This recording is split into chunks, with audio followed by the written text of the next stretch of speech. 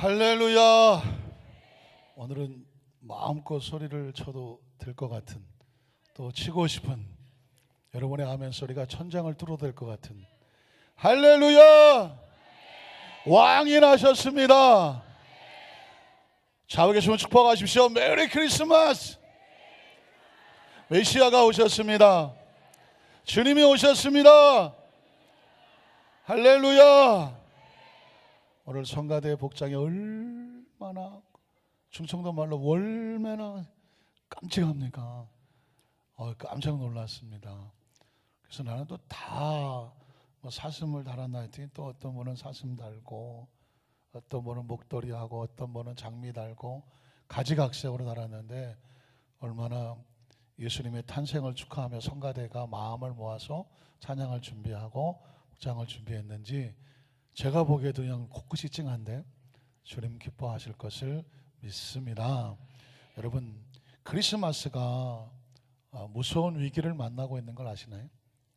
미국에서 혹시 이렇게 뉴스, 해외 뉴스 같은 거를 보시면 아시겠지만 역대 대통령 몇 사람이 크리스마스 용어를 쓰지 못하게 했다. 왜냐하면 크리스마스는 기독교적인 용어고 종교 색채가 강하다. 그래서 크리스마스를 못 쓰게 하고 해피 홀리데이, 휴가 기간이죠. 즐겁고 행복한 연휴 기간이다. 이런 식으로 용어를 바꿔놓습니다. 아주 무서운 음모가 숨겨져 있죠. 이 크리스마스에 예수님의 탄생의 의미는 지워버리고 마치 연휴 기간을 만들어서 놀러가는 베이케이션, 방학, 휴가같이 만들었습니다. 해피 홀리데이를 만들어버렸습니다. 여러분, 그러니까 크리스마스가 다가오면 야, 이번 연휴 기간 때문에 어디 놀러 갈까? 놀러 갈 거를 생각하게 만들죠. 무섭습니다. 크리스마스에 그리스도를 지워버리는 것입니다. 트럼프 대통령이 하나 잘하고 계시는 것은 뭐냐면, 대통령이 되면 크리스마스의 의미를 원래 돌려놓겠다고 말했는데 올해 비로소 크리스마스라는 용어를 다시 쓰기 시작했다는 것입니다. 우리가 볼 때는 그 뭐 별 중요한가? 중요합니다. 크리스마스의 주인공은 누굴까요? 그리스도예요. 예수님입니다. 연휴가 있어서 어디 놀러가고 휴일이고 베이케이션 하는 게 아니라 그리스도가 주인이 되는 겁니다. 예배가 주인이 되는 거죠.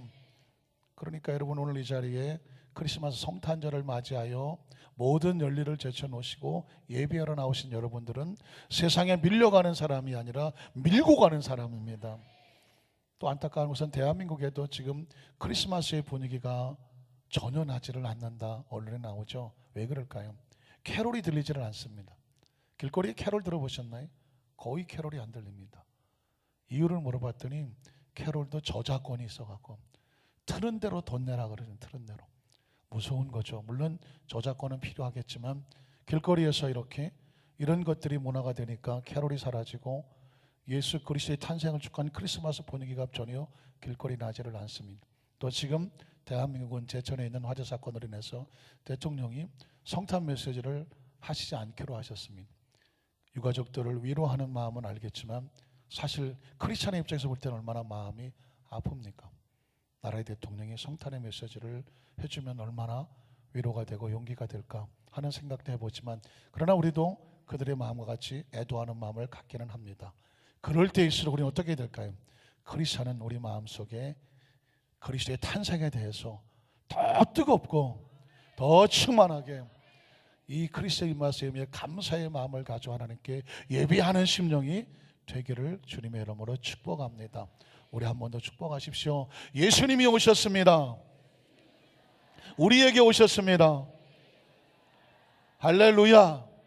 오늘 이 시간 예수님의 탄생을 축하하면서 이런 제목으로 말씀 은혜를 나누기를 원합니다. 한번 따라하실까요? 하늘에서 오신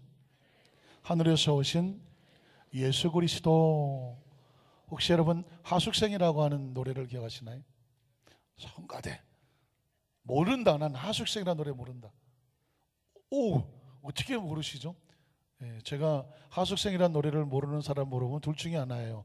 오로지 기도만 하시는 분이거나 아니면 세대가 너무 젊은 세대가 돼서 그 노래를 들어본 적도 없는 사람은 하숙생을 모릅니다. 제가 한 반주자에게 한번 물었어요. 2부 반주자에게 하숙생이라는 노래를 하느냐. 전혀 모른다거든요. 우리 중고등부 학생들, 청년부도 하숙생 모를 거예요. 아니, 하숙이란 단어 자체도 잘 이해하기 어려울지도 모르겠습니다. 그런데 여러분, 하숙생이라는 노래가 유행가죠. 대중가요입니다. 그런데 그 의미를 보면 굉장히 철학적입니다. 어떻게 시작하죠? 인생은 나그네 길. 인생이 뭐냐? 나그네 길. 어디에서 왔다가 어디로 가느냐. 구름이 흘러가듯 떠돌다 가는 길에 정일랑, 다 기억하시네. 정일랑 두지 말자, 미련이란 두지 말자, 인생은 나그네 길이다. 2절을 기억하시나요?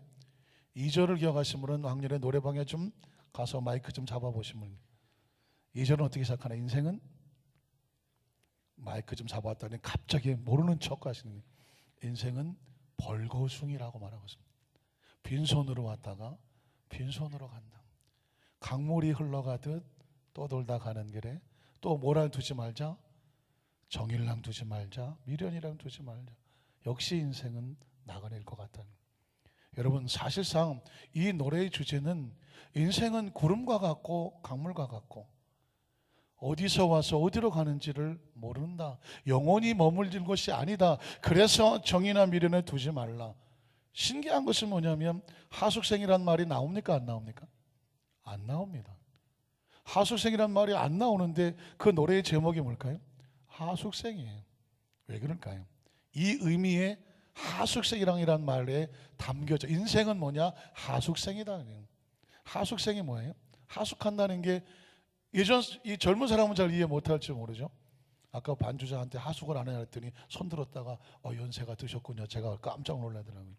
하숙이 뭐죠? 예전에는 지방에서 서울을 오거나 또 서울의 지방에 내려갔을 때 방을 얻어야 되는데 방이 구하기 쉽지 않잖아요. 그래서 방이 여러 개 있는 집에서 그 방을 월세같이 나눠주지만 빨래도 해주고 밥도 해주고 뭐 이렇게 하면서 공부만 할 수 있도록 도와주고 또 돈을 좀 더 주면 되죠. 이걸 하숙을 친다고 말하고 하숙을 한다고 말하죠. 하숙의 의미는 뭐냐? 자기 집이 아니라는 것이죠. 잠시 머물고 있다가 때가 되면 떠나는 것이 하숙이라는 것이죠. 인생이란 뭐냐? 마치 이 세상을 하숙생처럼 산다는 거죠. 잠시 머물고 살다가 어디론가 떠난다. 여러분, 이건 사실상 대중가의 이야기지만 철학의 명제이기도 합니다. 혹시 대학에서 철학을 전공하신 분이 계시면 철학의 명제가 뭘까요? 인생은 무엇이냐? 인생은 어디서 왔느냐? 인생은 무엇 때문에 사느냐? 인생은 어디로 가느냐? 철학을 전공하지 않아도 어느 정도 나이를 먹게 되면 도대체 나는 누구인가? 내 인생은 무슨 의미가 있는가? 난 도대체 어디서 왔는가? 난 이 세상에서 무엇 때문에 사는가? 그리고 이 세상을 떠나면 모든 사람이 떠나는데 우리는 어디로 가는가? 이건 인생의 아주 중요한 명제일 수밖에 없습니다.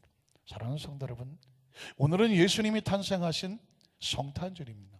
그런데 이 성탄주일날 놀랍게도 예수님이 탄생하셨다면 어디서 오셨는지를 알 필요가 있죠. 이 땅에 오셨다면 무엇 때문에 오셨으며 어떻게 사셨는지도 알아야 되겠죠. 예수님께서 이 세상을 떠나셨다면 그분은 어디로 가셨는지를 알아야 되겠죠. 그렇게 되면 우리가 믿는 예수님이 어디에서 와서 어떻게 살았으며 어디로 가셨는지를 알게 되면 무엇을 알게 될까요? 우리 인생의 가장 중요한 명제인 우리는 어디서 왔으며 우리는 어떻게 살아야 되며 우리는 또한 어디로 가는가 정확한 해답을 얻게 되는 줄로 믿습니다. 우리는 첫 번째로 예수님은 이 땅에 오셨는데 어디서 왔을까? 성경은 말씀하시기를 예수님은 하늘에서 이 땅에 찾아오셨다.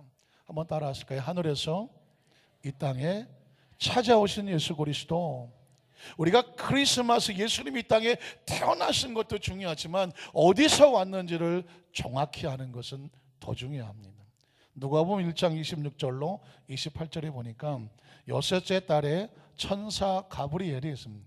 여러분, 천사의 이름이 미가엘도 있고 뭐 가브리엘도 있고, 여러분 이 천사들의 이름들이 성경에 나오는데 이 가브리엘은 어떤 의미를 가지고 있냐면 하나님의 가장 좋은 소식을 전해주는 천사가 가브리엘 천사로 나오고 있습니다.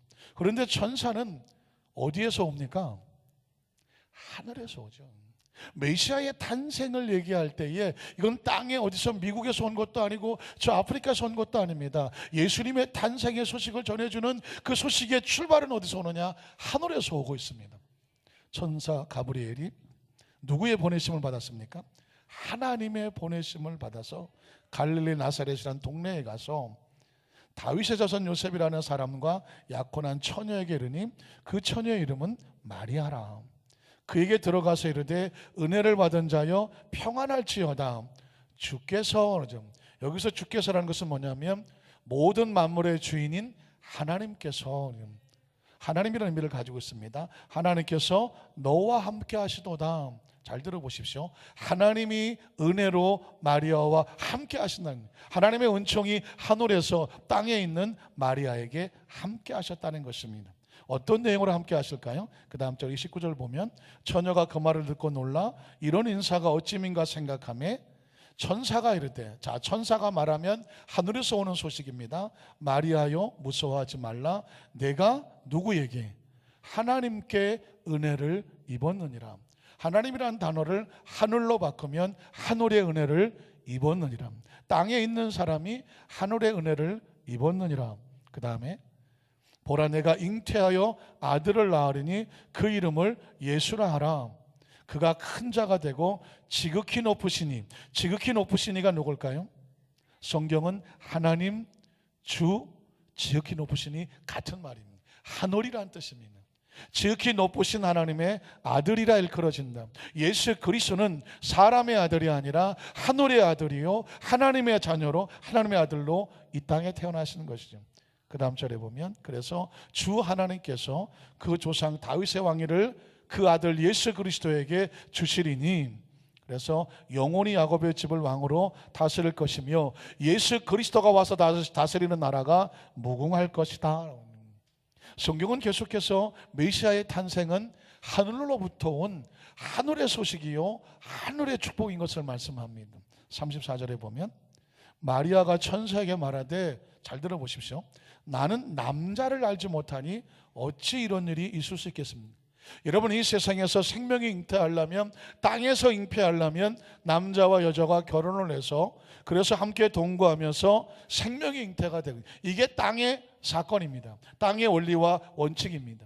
그러니까 마리아는 말하기를 나는 남자를 알지 못하기 때문에 잉태를 할 수가 없으며 땅의 원리와 원칙으로는 맞지 않는 일인데 어떻게 이런 일이 땅에서 벌어질 수 있겠습니까? 라고 물었습니다. 그러자 그 다음 절에 보니까 천사가 대답하되 이르되 내가 잉태되는 것은 땅에서 벌어지는 사람과 사람과의 사건이 아니라 성령은 어디서 옵니까? 하늘에서 오는 하나님의 영이 너에게 임하고, 하늘로부터 너에게 임하고 지극히 높으시니 누구라고 말했죠? 하나님의 능력이 너를 덮으신, 하늘의 능력이 땅에 있는 너를 덮어서 어떻게 됩니까? 이러므로 나실 바, 그래서 잉태하여 생명이 태어나게 되는데 그 생명의 거룩한 이는 하나님의 아들이라, 하늘의 아들이라 일컬어질 것이다. 성경은 무슨 얘기를 하고 싶으냐면 메시아의 탄생은, 예수님의 탄생은 하늘에서 하나님의 아들이 이 땅에 오셨다, 이 이야기를 정확하게 설명하고 있는 것입니다. 오늘 성경 본문에 들어가 보면 누가복음 2장 8절로 11절도 역시 그 이야기를 하고 있습니다. 그 지역의 목자들이 밤에 밖에서 자기 양떼를 지키고 있더니 주의 사자가 라고 말이죠. 주의 사자는 아까 그 본문에 비추면 누구라고 말할 수 있을까요? 천사를 말하는 것이죠. 주의 사자 천사가 곁에 서고 주의 영광, 여기서 말하는 주라는 것은 하나님이죠. 하나님의 사자가 곁에 서고 하나님의 영광이 땅에 있는 그들을 두루비치며 크게 무서워합니다. 땅에 있는 인간이 하늘의 영광을 바라보면 두려워 떨 수밖에 없죠. 태양을 정면으로 바라보지 못하는 인간이 하늘의 빛을 바라보면 그 빛 앞에 무너질 수밖에 없고 넘어질 수밖에 없고 두려워할 수밖에 없는 상황입니다. 그 다음 절에 보니까 목자들이 두려워할 때 천사가, 하늘의 천사가, 하나님의 천사가 이르되 무서워하지 말아라. 보라 내가 온 백성에 미칠 큰 기쁨의 좋은 소식을 어디로부터? 하늘로부터 누구에게? 땅에 있는 너희에게 전하노라고 말했습니다. 메시아의 탄생의 기쁜 소식을 하늘에서 천사가 와서 땅에게 전하고 있는 것이죠. 그 그 다음 절에 보면 그래서 오늘 다윗의 동네에 너희를 위해서 구주 메시아 그리스도가 나셨으니 곧 그리스도 주시니라고 말했습니다. 그러니까 성경은 정확하게 예수님의 탄생은 다른 어떤 생명이 태어난 것과 같은 그런 육체적인 일반적인 생물학적인 사건이 아니라 하나님의 나라가 임함으로 말미암아 하나님의 특별한 성령에 잉태된 사건인 것을 정확하게 선포하고 있습니다. 13절로 14절에 보면 이렇게 말하죠. 그래서 호련히 수많은 천군, 하늘의 군대와 하늘의 천사들, 이 사람들은, 이 존재는 어디 속에 있는 소속된 존재들이에요? 하늘에 소속된 존재들입니다. 함께 하나님을 찬송하여 이르되 뭐라고 말합니까? 지극히 높은 것. 지극히 높은 것은 어딜까요? 하늘이죠. 하나님이 계신 곳에서는 하나님께 영광이고, 이 땅에서는 하나님이 기뻐하시는 사람들 중에 평화로다 하니라는 거예요. 여러분, 정확하게 크리스마스, 예수님의 탄생 성탄절은 예수님이 탄생했던 의미 자체의 포커스가 맞춰져 있지만, 이 생명이, 이 탄생이 어디서부터 온 축복이냐? 하늘에서 온 축복이라는 사실을 꼭 가슴에 품으시기를 주님의 이름으로 축원합니다. 그래서 크리스마스에는 뭘 기억해야 되냐면 하늘이 어딘지를 알아야 돼요. 하늘. 자, 정리합니다. 하늘은 어딜까요? 하나님이 계신. 제가 늘 우리 성도들에게 질문하면 하늘이 어딜까요? 그러면은 조금 계산하다가 여긴가요? 하늘을, 우리는 습관적으로 하늘 그러면 공중을 마련하게 돼 있죠. 그러나 제가 이런 조커를 하죠. 이 지구를요, 구멍을 뻥 뚫고 반대로 가면 어디가 나온지 아십니까? 남미가 나와요. 파라과이, 볼리비아 이런 남미가 나와요. 재밌는 사실은요, 우리나라와 반대로 있는 파라과이나 이 남미 쪽에 인사를 혹시 아십니까? 어느 선교사님이 남미에 갔다 깜짝 놀랐답니다. 비행장에 가서 선교사를 처음 갔더니 남미 성도님들이 목사님한테 어떻게 하는지 아세요? 어서 오세요. 어서 오세요. 무슨 의미인지 아시겠습니까? 우리 인사를 어떻게 하죠? 이렇게 하죠. 고개를 숙입니다. 근데 남미는 반대로 이렇게 합니다. 깜짝 놀랐답니다. 아니, 왜 이런 성도들이 목사님이 선교사를 이렇게 왔는데 공항에 와서 이렇게 제끼니까 깜짝 놀라서 왜 그러니까 놀라지 마시라고. 여기는 인사를 그렇게 한다고. 스프도 우리는 막 안으로 꺾어 먹는데 거기는 바깥으로 막 먹고. 더 신기한 거는 연필도 우리는 어떻게 깎아요? 좀 안으로 깎지 않습니까? 거기는 막 바깥으로 깎는다. 돈도 우리는 이렇게 신, 저기는 이렇게 신다. 그 남미에서 온 선교사님 깜짝 놀라는 게 지구 반대편에 산다고 우리하고 풍습이 반대에 있는 것을 발견했대요. 혹시 남미 가셔서 반대로 하시더라도 전혀 놀라지 마십시오. 어쨌든 거기는 우리하고도 반대 뭐냐? 그 사람들은 하늘이라 그러면 어디를 가리킬까요? 우린 여기를 가리키잖아요. 그 사람들은 땅 밑에를 가리킵니다. 왜? 지구는 동그라니까. 우리가 생각한 하늘의 개념은요, 우리가 생각하니까 여기지 남미에서는 저 밑이라고 그래요. 이유가 뭘까요? 이게 하늘이 아니에요. 성경에서 말하는 하늘은 뭐냐면 이 지구의 3차원의 시간과 공간을 벗어나 지구 바깥에서 이 3차원을 품고 있는 4차원의 세계를 하늘이라고 말해요. 아멘을 안 해갖고 다시 설명을 합니다. 이 3차원의 세계를 벗어난 하나님이 계시는 영의 세계, 영의 나라를 하늘이라고 말한다는 거예요. 하늘은 뭐냐? 하나님이 계시는 것. 하늘은 뭐냐? 예수님이 하나님과 함께 계셨던 것. 그곳에 오신 곳이 하늘이에요. 좀 더 나가면 하늘은 어디냐? 우리가 이 세상에 태어나기 전에 있었던 곳이 하늘이에요. 믿으십니까? 왜냐하면 성경에 보니까 우리가 태어나기 전에 어디 있는지 기억을 못 하잖아요. 그런데 성경에 보니까 하나님께서 아담을 지으시고 흙으로 지으신 다음에 그 코에 후 했어요. 생기를 불어넣으셨습니다. 그 생기가 들어가는 사람이 비로소 리빙 스피릿이 됐어요. 살아 움직이는 생명이 됐어요. 그러니까 인간이라고 하는 존재는 그 영이 어디서 왔다? 하나님으로부터 왔어요. 기억하세요? 한번 따라하실까요? 인간의 영은 하나님으로부터 왔다는. 그래서 우리는 하나님을 뭐라고 부르죠? 아버지라고 부르요. 이 세상에 아무리 멋있는 남자들이 많아도 우리 아버지는 설마, 우리 아버지는 하나예요. 왜 그분을 아버지라고 말하죠? 우리가 그 속에서 나왔어요. 아버지와 자식의 관계는 자식은 아버지로부터 나왔어요. 이건 부인할래야 부인할 수가 없어요. 마찬가지로 예수를 믿는 자는 하나님의 자녀가 되는 권세를 얻게 되는데 그 이유는 뭐냐? 우리가 하나님으로부터 나온 것을 깨닫게 되는 거예요. 우리는 예수를 믿음으로 하나님의 양자가 되는 게 아니에요. 입양되는 게 아니에요. 원래 하나님 속에서 나온 하나님의 자녀들이에요. 믿으십니까? 예수를 믿기 전에는 우리가 몰랐을 뿐인데 믿고 나니까 하나님의 존재를 발견하고 믿게 되고 아버지를 찾게 되는 것입니다. 여러분, 누가복음 15장의 탕자의 비유를 보십시오. 아버지를 떠나갔지만 그가 돌이켜 아버지 앞에 옵니다. 아버지라고 부를 자격이 없어요. 그래서 아버지, 나를 종들의 하나로 여겨주십시오. 그랬더니 아버지가 뭐라고 말합니까? 그래, 이 나쁜 놈아, 그렇게 얘기하던가요? 아니에요. 네가 비록 내 앞에 죄를 짓고 불의했지만 네가 아버지 앞에 나오는 순간 아버지는 여전히, 너는 여전히 내 자식이야. 하나님은 여전히 저와 여러분을 사랑하시는 거예요. 우리가 하나님 앞에 나오면 너는 내 자식이라고 말해요. 내 자녀라고 말해요. 그게 바로 우리가 원래 하나님 안에 있었어요. 이 세상에 와서 살지만 이 세상의 삶을 마치고 가면 어디로 갈까요? 하나님의 나라로 가요. 그게 하늘이에요. 예수님은 하늘에서 이 땅에 하늘을 갖고 오셨습니다. 이게 그래서 크리스마스가 우리의 삶에 정말 중요한 의미가 되는 것은 하늘을 알게 해주신 날, 하늘을 갖고 오신 날, 하늘에서 오신 예수 그리스도의 생명이 이 땅에 오신 날, 믿으십니까? 그래서 이 성탄은 축하하고 하나님께 영광을 돌려야 마땅한 줄로 믿습니다. 두 번째로, 그러면 예수님은 하늘에서 오셨는데 이 땅에 사시는 삶 동안 무엇을 하셨을까? 예수님은 이 땅에서 하늘을 가지고 오셨는데 하늘은 생명이에요. 생명을 가져온 예수님께서는 이 땅에 삶을 사는 동안에 생명을 고치고 치료하고 구원하시는 사역을 하셨습니다. 한번 따라 하실까요? 예수님은 하늘의 생명으로 가는 곳마다 병든 자를 고치셨습니다. 예수님의 사역을 보면 예수님은 가시는 곳곳마다 생명을 살리는 일을 하셨습니다. 요한복음 3장 13절로 15절에서 보면 이렇게 말해요.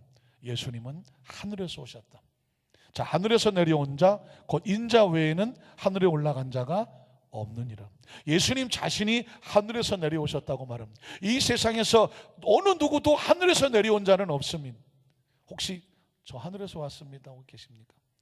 간혹 가다가 그 이단 사이비 종교의 교주들이 내가 재림 예수요, 내가 메시아요 하는 사람들이 있습니다. 그러나 그 사람들에게 하늘에서 왔냐고 물어보면 꿀먹은 벙어리입니다. 왜? 하늘에서 내려온다는 개념이 없어요. 메시아는 어디서 와야 돼요? 하늘에서 와야 돼요. 그런데 성경에 딱 예수님만 이렇게 말해요. 나는 하늘에서 내려온 자다. 곧 인자 외에는 하늘에 올라간 자가 없다. 그러면 이렇게 질문하겠죠. 하늘에서 오신 예수님 이 땅에서 무엇을 하시길 원하실까? 목적이 뭘까? 바로 그 다음 절에 이렇게 말하고 있습니다. 모세가 광야에서 뱀을 든 것 같이 인자도 들려야 한다. 모세가 광야에서 뱀을 든 사건이 있었습니다.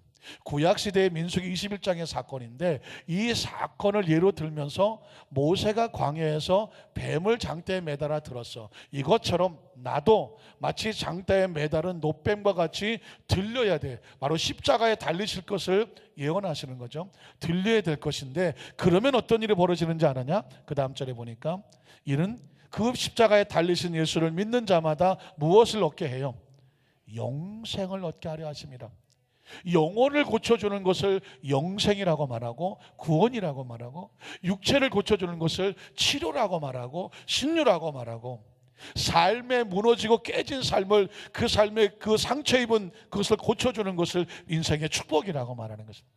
그러니까 예수님은 우리의 영혼을 고쳐주고 육체를 고쳐주고 깨어진 삶을 고쳐주고 믿으십니까? 예수님의 생명은 가는 곳마다 고치시는 사역을 하셨습니다. 그러면 민수기 21장에 그 모세가 광야에서 뱀을 들었던 사건이 뭘까를 한번 찾아볼까요? 민수기 21장에 보면 4절로 6절에 이런 일이 벌어집니다. 이스라엘 백성들이 이제 애굽에서 나왔어요. 430년 동안 노예 생활을 하다가 홍해수를 가르고 이제는 광야길을 들어가서 가나안 땅을 향해 출발하러 갑니다. 그런데 이 호르산에서 출발을 하여 홍해 지중해 홍해길을 따라서 가는데 에돔이라는 땅이 있어서 비켜가려고 우회를 합니다. 돌아갔다는 것입니다. 길을 돌아가다 보니까 좀 멀기도 하고 길이 험했던 것 같아요. 그랬더니 그 길로 말미암아 백성들의 마음이 상했다고 말하고 있습니다. 여기서 굉장히 중요한 영적인 메시지가 나와요. 그 마음이 상하니까 무슨 말을 하냐면 그 다음 절을 볼까요? 백성이 하나님과 모세를 향하여 뭘 하죠? 원망을 합니다. 하나님과 모세가 어떤 사람이에요? 어떤 분이에요? 이스라엘 백성을 애굽에서 건져내신 분이 하나님이에요. 그 사명을 감당하신 분이 모세예요. 홍해수를 가른 분이 하나님이에요. 홍해수를 가르도록 모세가 지팡이를 쳤던 것이 바로 모세예요. 광야를 지나가면서 이스라엘 백성들의 길을 인도하시는 분이 하나님이에요. 그 사명을 맡고 이스라엘 백성을 인도하고 있는 리더자가, 영적인 지도자가 모세예요. 그런데 이런 어마어마한 은혜를 얻었음에도 불구하고 지금 내가 가는 길이 조금 험하고 내가 원하는 길로 가지 않는다고, 불편하다고 뭘 했다고요? 하나님과 모세를 향해서 원망을 했어요. 그러면서 이렇게 말했어요. 어찌하여 우리를 애굽에서 인도하여내서 이 광야에서 험한 길로 죽게 하는 거예요. 죽게 하는 게 아니에요. 힘들어 죽겠다는 거예요. 죽게 하는가. 그러면서 그 다음 절에 뭐라고 하냐면 이곳엔 먹을 것도 없고 물도 없도다. 우리 마음이 이 하찮은 음식을 싫어한다라고 말했습니다. 그러니까 하나님을 믿고 예수를 믿고 하나님의 자녀가 되어서 구원받은 백성임에도 불구하고 지금 내 삶에 벌어지는 것이 내 생각과 하나님의 생각이 맞지 않아서 내 생각대로 안 해준다고 하나님 앞에서 원망하고 불평하고 서운해하고 속상해하는 이스라엘 백성들의 모습입니다. 여기서 우리는 문득 누구의 모습을 발견하나요? 혹시 자신의 모습을 발견할 수 있지 않을까요? 우리가 신앙생활하면요, 무엇과의 싸움이냐면 바로 이것과의 싸움이에요. 하나님은요 가장 좋은 길로 인도하십니다. 확신합니까? 하나님은 자기 백성을 애굽에서 건져내서 가나안 땅으로 인도할 때 가장 좋은 길로 인도하시겠죠. 가장 안전한 길로 인도하시겠죠. 믿으십니까? 이스라엘 백성을 가나안에 인도하기를 누가 제일 원하실까요? 하나님이 원하셔요. 그런데 그 인도하시는 길이 내 마음에 안 들다고, 내 생각과 다르다고, 내 기분과 내 직성에 안 맞다고, 내 취향에 안 맞다고 하나님을 원망하고 불평하면 하나님이 기뻐하실까요? 하나님이 마음 아파하실까요? 마음 아파하시죠. 왜냐하면 하나님에 대한 절대 신뢰가 없기 때문에 그래요. 여러분 2017년 아니 인생을 살면서 여기까지 오면서 반드시 하나 해결하고 가실 것이 있어요. 한번 따라 하실까요? 하나님 안에서 가장 최상의 방법으로 우리를 여기까지 인도하셨습니다. 동의하십니까? 확신하십니까? 그러면 이렇게 하실 분이 계실지 몰라요. 목사님, 나 동의 못해요. 왜냐하면 왜 다른 사람은 다 편한 길로 편한 인생 가는데 왜 나는 이렇게 힘들고 어려운 삶을 살게 하셔요? 우리 가정에도 문제가 있고요. 나는 부모에게 사랑도 못 받았어요. 자라면서 공부도 제대로 못했어요. 내가 하는 사업이 실패하고 지금 나 몸도 안 좋아요. 지금 나 너무너무 살기 힘들어요. 이것도 하나님이 인도하셨단 말입니까? 라고 여러분께서 손을 들고 계실지도 몰라요. 만에 하나 여러분이 하나님 안에서 올바른 길을 따라왔는데도 불구하고 그런 상황으로 오셨다고 하면 아직도 희망이 있는 거예요. 왜냐하면 하나님은 그 가운데서도 하나님이 하시는 일을 역사하실 줄로 믿습니다. 그런데 내가 혹시 하나님께서 원하지 않는 길로 세상으로 잘못 나갔다가 그런 일을 당했다면 그건 사인이 딱 하나예요. 돌아와. 어디로 돌아와요? 하나님 안으로 돌아오라는 사인이에요. 돌아오라는 사인이에요. 그런데 돌아와서 하나님 앞에 가는데도 불구하고 힘들고 어려운 삶을 만났다. 그러면 기대하세요. 그리고 믿고 맡겨보세요. 하나님은 자기 백성을 가장 좋은 길로 인도하셔요. 지금 내가 보기엔 내 생각에 안 맞고 내 마음에 안 맞고 내가 원하는 길이 아닐지는 모르지만 하나님은 자기 백성을 가장 좋은 길로 인도하신다. 아주 단순하게 우리의 자녀들이 어린아이가 엄마 아빠를 따라다녀요. 아이는 여기 가고 싶고 저기 가고 싶어요.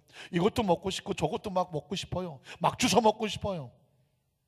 그런데 부모가 아이가 하는 대로 해주나요? 아니에요. 못 먹게 하고 가지 말게 하고 부모가 그 아이를 인도해요. 그 부모가 인도하는 길은 최상의 길입니까? 아니면 나쁜 길입니까? 최상의 길이에요. 제가 예전에 저희 집 아이가 하도 어렸을 때 여의도 촌아파트 살 때인데 전 지금도 그 생각만 하면 막 아찔해요. 어린아이들이 뭐 이것저것 막 떠들고 넘어뜨리고 하잖아요. 그래서 한 두세 살 막 이럴 때는 뭐 화장대 위에 아무것도 없고 요 키 높이 있는 건 다 치워버리잖아요. 집어 무조건 찢어놓고 흔들어 놓으니까. 그런데 이 부엌에서 저희 집사람하고 뭐 이렇게 음식 만들고 하고 있는데 아무 소리가 안 나요. 이 아이가 뭔가 일을 저질러야 되는데 뭔 소리가 안 나요. 그런데 아이는 가만히 있으면 좋은 징조예요, 뭔가 불안한 징조예요? 불안한 징조입니다. 어디서 뭔가 일을 저지르고 있는 겁니다. 지원이 어디 갔지? 글쎄요, 딱 보니까 바로 밑에서 그 배수도 옆에 요만한 그 쓰레기 같은 거 담는 통 있는데 거기서 뭘 집어갖고 자기 입에다가 쳐놓고 있는 거예요. 깜짝 놀랐죠. 거기서 먹을 게 있어요, 없어요? 먹을 거 없어요. 근데 얘가 딱 집어서 입에다 놓고 딱 보니까는 일회용 김 있잖아요. 김 밑에 그 방부제, 그 방부제가 반짝반짝 사탕처럼 생겼잖아요. 이빨 2개 가지고 그걸 뜯었어. 그리고 그 방부제를 입에다가 집어넣고 그거를 쩝쩝거리고 있는 거예요. 그걸 보는 순간에 뭐 반사 동물적인 감각이죠. 잡아 빼고 입을 벌리고 손가락을 놓고 그걸 내는 거예요. 그랬더니 이놈의 자식 이빨 2개로 무는 거예요. 왜 이 맛있는 걸 못 먹게 하냐고 무는 거예요. 어떻게 해요? 죄송합니다. 아가리를 벌려야지. 그리고는 미친 듯이 그거를 잡아 당기는 거예요. 그 얘는 지금 아빠가 하는 행동을 이해해요, 못해요? 이해 못해요. 아니 아버지가 날 왜 이러나, 막 잡아 당기고 막 손가락 집어넣고 잡아 빼는, 애가 벌써 얼굴이 퍼렇게 돌아갔어요. 그러니까 이 넘어간 벌써 몇 개가 삼킨 거예요. 그래서 제가 초보 아빠가 어떻게 해요? 그 마침 초원 아파트 지하 1층에 약국에서 달려갔어요. 상황이 이렇다. 어떻게 해야 되느냐? 약이 있느냐 그랬더니 무조건 물을 먹여라. 방법이 없다. 무조건 물을 먹여서 중화시켜야 된다. 그 쫓아 올라가서 다시 아까 그거 아가리 벌려갖고 물을 계속 넣는 거예요. 애가 죽는다고 난리를 치죠. 해야 돼요. 한참을 하다 놨더니 나중에 얼굴이 정상으로 돌아오더라고요. 그때 만약에 그 아이가 뭐 하는지를 몰랐어요. 그냥 그걸 다 주워 쳐드시고 했으면 살수있는, 지금 생각하면 그때 살았을까 걱정도 되더라고요. 얼굴이 새파랗게 돌아가는. 왜 그럴까요? 독이 들어가기 시작하는 거거든요. 저는 그 생각이 평생 제 머릿속에 떠나지는 않아요. 하나님께서 때로 우리를 붙잡고요, 그거 안 돼라고 손을 막기도 하고 입을 벌려서 막 끄집어내기도 하셔요. 빼낼 거 빼내야 되는 거거든요. 그냥 물을 갖다가 막 넣는 것 같아요. 고통스럽고 힘들어요. 그러나 여러분, 하나님 우리를 살리려고 합니까? 죽이려고 합니까? 살리려고 하는 거예요. 지금 저와 여러분의 삶을 살아오면서 하나님 이것도 서운하고 저것도 서운하고 하나님께서 하시는 게 이해가 안 될 때가 있어요. 그러나 기억하십시오. 우리 하나님은 좋으신 하나님이에요. 우리를 살리려고 여기까지 인도 오신 거예요. 믿으십니까? 그러니까 우리의 마음속에, 생각 속에, 의식 속에 그 하나님에 대한 절대 신뢰를 가지고 있으면 어떤 상황 속에도 우리는 원망하지 않아요. 불평하지 않아요. 낙심하지 않아요. 하나님의 뜻에 기꺼이 신뢰를 해요. 하나님 지금 이스라엘 백성들에게 이걸 훈련시키고 있는 거예요. 근데 이스라엘 백성은 안타깝게도 하나님이 왜 그러는지를 이해를 못했어요. 원망하고 불평했어요. 그랬더니 여러분, 원망과 불평의 대가는 생각보다 무섭습니다. 그 다음 절에 보니까 야훼께서 불뱀들을 백성 중에 보내요 백성을 물게 하심으로 이스라엘 백성 중에 죽은 자가 많다. 우리는 성경을 보면 때로 하나님께서 단호하실 때가 있죠. 왜 원망하고 불평하는 사람을 광야에서 죽게 하실까? 왜냐하면 가나안 땅이라고 하는 새로운 땅에 들어가면 여기는 축복의 땅이어야 돼요. 여기서 원망하고 불평하던 사람이 여기 갖다 놓으면 또 뭐 할까요? 원망하고 불평해요. 아무리 환경이 좋아도 원망하고 불평하는 사람이 살면, 아무리 저 강남의 펜트하우스 100평이 넘는 데 살아도 원망하고 불평하는 사람은 거긴 지옥이에요. 거긴 지옥입니다. 왜냐하면 원망하고 불평하는 것은 절대로 천국이 될 수가 없어요. 하나님이 함께 하실 수가 없어요. 가나안 땅은 원망하고 불평하는 자가 들어가는 곳이 아니에요. 지극히 작은 것 하나도 감사하고 끝까지 신뢰해 주는 사람이 들어가는 곳이에요. 그래서 하나님께서는 이스라엘 백성이 원망하고 불평하는 한 안타깝게도 광야를 떠나지 못하게 합니다. 그래서 그 다음 절에 보면 이렇게 말하죠. 백성이 모세에게 이르되 비로소 우리가 야훼와 당신을 향하여 원망함으로 뭐 했다? 하나님을 원망하는 것이 왜 범죄냐? 신뢰하지 않는 거예요. 믿지 않는 거예요. 불신앙한 거예요. 의심한 거예요. 하나님의 자존심에 상처를 내는 거예요. 그래서 여러분, 우리 안산교회 성도들은 하나님에 대해서 절대 신뢰가 필요해요. 절대 믿음이 필요해요. 절대 긍정이 필요해요. 어차피 우리가 지구에서 사는 동안에 우리 힘으로 지구를 움직일 수도 없고 지구를 떠날 수도 없고 어떻게 해볼 수가 없어요. 이 모든 것은 하나님의 주권 속에 있어요. 믿으십니까? 그러니까 우리는 절대적 하나님을 신뢰하며 사는 수밖에 없어요. 그게 사는 길이에요. 성경은 지금 우리에게 그 이야기를 하고 있습니다. 야훼께 기도하여 어떻게 해달라는 것입니까? 이 뱀들을 우리에게 떠나가게 하소서. 모세가 백성을 위하여 기도하며 어떻게 됐을까요? 야훼께서 모세에게 이르실 때 노스로 불뱀을 만들어서 장대 위에 매달아라. 그리고 물린 자마다 그것을 보면 살리라. 한번 따라 하실까요? 물린 자마다 그것을 보면 살리라. 상식적으로 이해가 돼야 안 돼요? 뱀에게 물렸어요. 뱀에게 물렸는데 하나님께서 장대에다가 노뱀을 만들어서 저걸 쳐다보면 산다고 말했어요. 누가 말씀했나요? 하나님이 말씀하셨어요. 의학적으로 얘기가 돼요? 뱀에 물린 사람이 노뱀 쳐다본다고 살아요? 죽어요? 죽어요. 상식적인 얘기가 안 돼요. 그러나 여러분, 하나님이 말씀하신다면 이 말씀에 주권이라는 게 있어요. 죽이고 사는 건 누구에게 달려있나요? 하나님께 달려있는 거예요. 하나님께서 우리에게 원하는 건 뭐냐면 그 주권의 말씀에 순종해 달라는 거예요. 저거 쳐다본다고 살겠어? 말도 안 되는 소리 하고 있네. 말도 안 되는 소리 내가 보기엔. 그러나 인간의 삶의 현장 가운데 지구가 도는 게 말로 해결이 되나요? 우리가 지금 존재하는 것이 우리의 머리에 어떤 IQ 가지고 내가 어떻게 지금 살아있는지를, 어디서 왔는지, 지금 살고 있는데 어디 가는지가 어떤 논리적으로 학문적으로 증명이 되나요?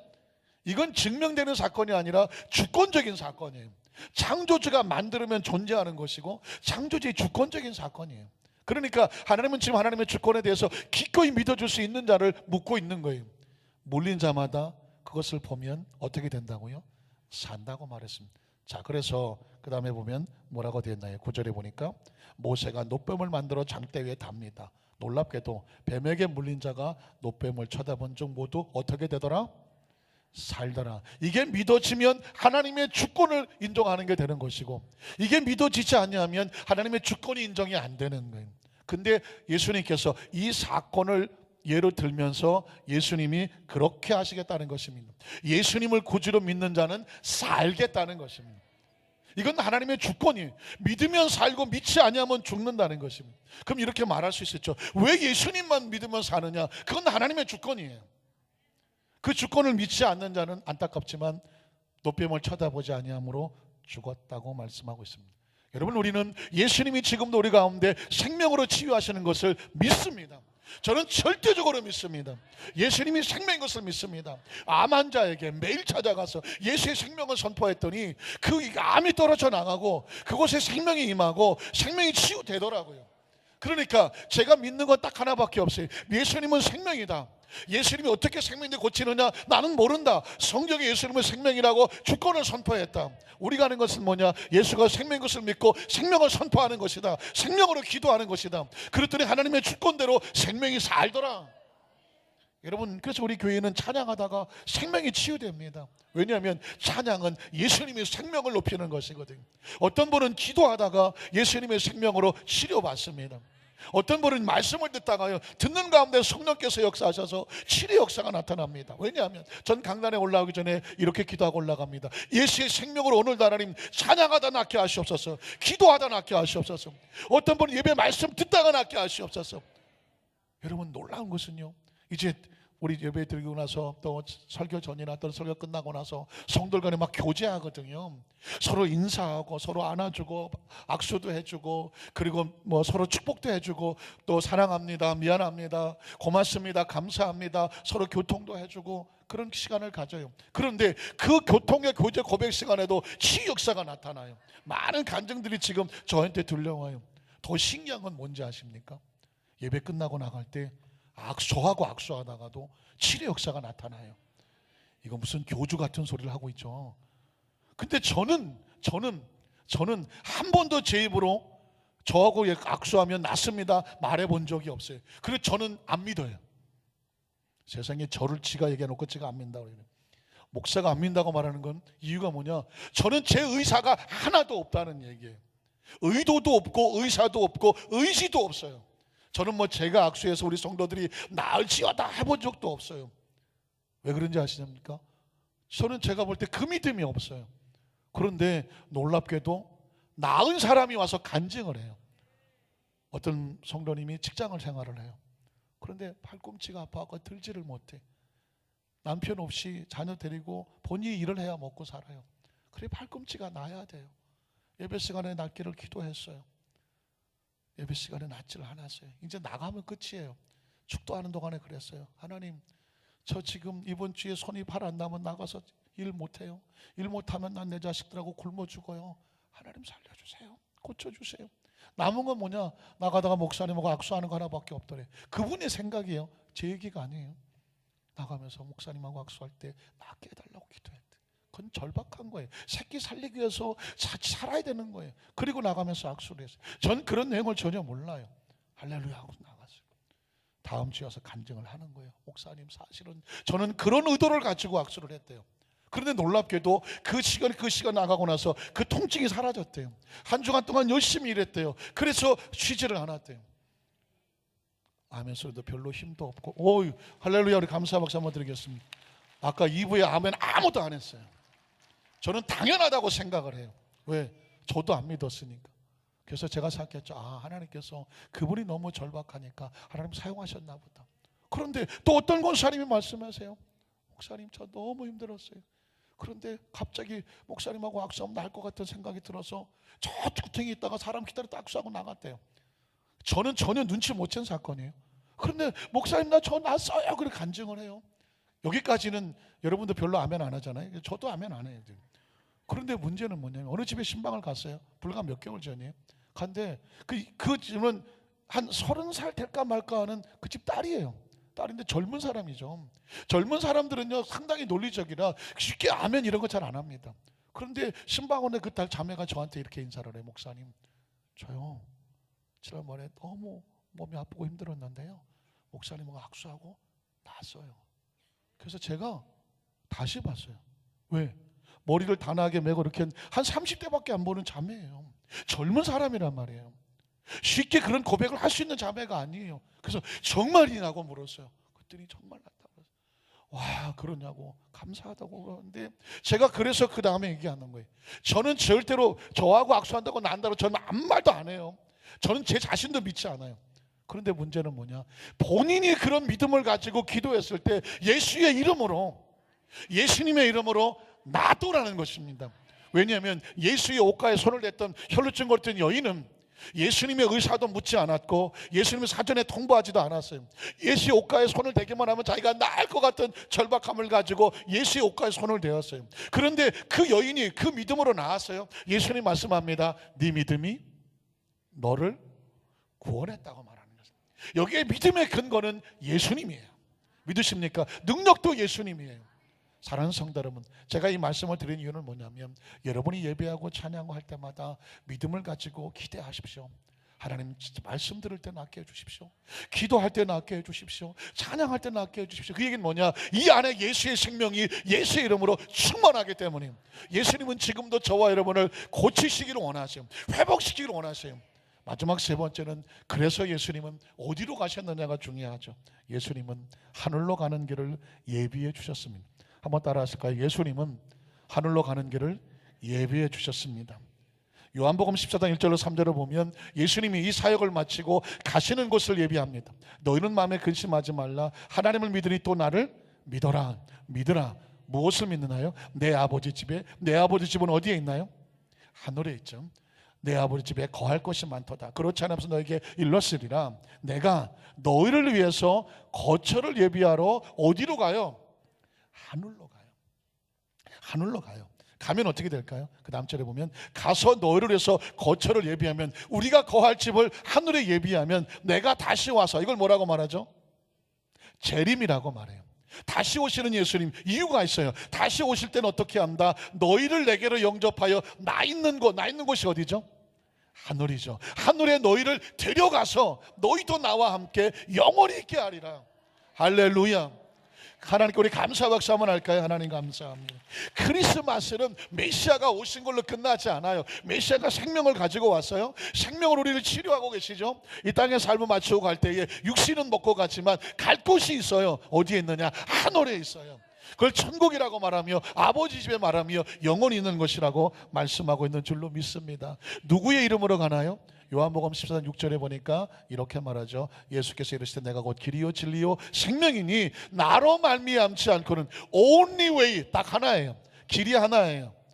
진리가 하나예요. 생명이 하나예요. 예수님으로 말미암지 않고는 아버지께라 올 자가 없느니라. 제가 1994년도에 조영계 목사님 비서실장을 딱 12개월 1년 동안 하게 됐습니다. 비서실장을 하게 된 동기를 얘기하면 내용이 또 길어서 자르고, 비서실장에 딱 갔더니 정신이 없어요. 이건 조 목사님 당회장처럼 그 한창 막 전성기 바쁘실 때인데 목사님하고 엘리베이터 타는 것도 보통 일이 아니에요. 1층부터 10층 같이 단둘이 조 목사님은 딱 엘리베이터 탔다고 생각해 보세요. 숨 쉬겠어요, 안 쉬겠어요? 숨 못 쉽니다. 눈 쳐다봅니까, 못 쳐다봅니까? 못 쳐다봅니다. 진짜 하루에 양말을 3켤레씩 갈아주면 발바닥에 땀 나더라고요. 한 가지 너무너무 사항들이 전 세계적인 사건이고 대통령 한라인도 연결돼 있고 이런 상황이라 그 비서실 일이 보통 어려운 게 아니에요. 하나만 삐끗하면 대형 사고예요. 그때 제가 기도 제목이 뭔지 아십니까? 하나님, 여기 임기 마치고 나갈 때 잘 나가게 해주십시오. 왜냐하면 역대 비서실장 같은 사람 치고 잘 나간 사람들이 별로 없어. 워낙 사안들이 중요하기 때문에 꼭 사건이 터지고 하나 터져도 대형 사고고 그래서. 그래서 제가 보니까 들어오긴 어떻게 들어왔는데 나갈 때 잘 나가야 돼. 그래서 전 맨날 기도 제목이 그거였어요. 하나님, 잘 나가게 해주십시오. 잘 나가게 해주십시오. 한 건의 사고 없이 잘 나가게 해주십시오. 그래서 제가 1년 딱 만에 임기를 마치고 원당교회 담임 목사를 갈 때 제가 임직 거기 비서실장 하는 동안에 사고가 한 건도 없었어요. 그리고 비서실장 하다가 담임 목사 나간 사람은 저밖에 없었어요. 잘 나가게 해달라고 기도한 거예요. 여러분, 저는 여러분에게 이 기도하시길 바랍니다. 여러분은 하늘나라에서 왔어요. 지금 살고 계시죠?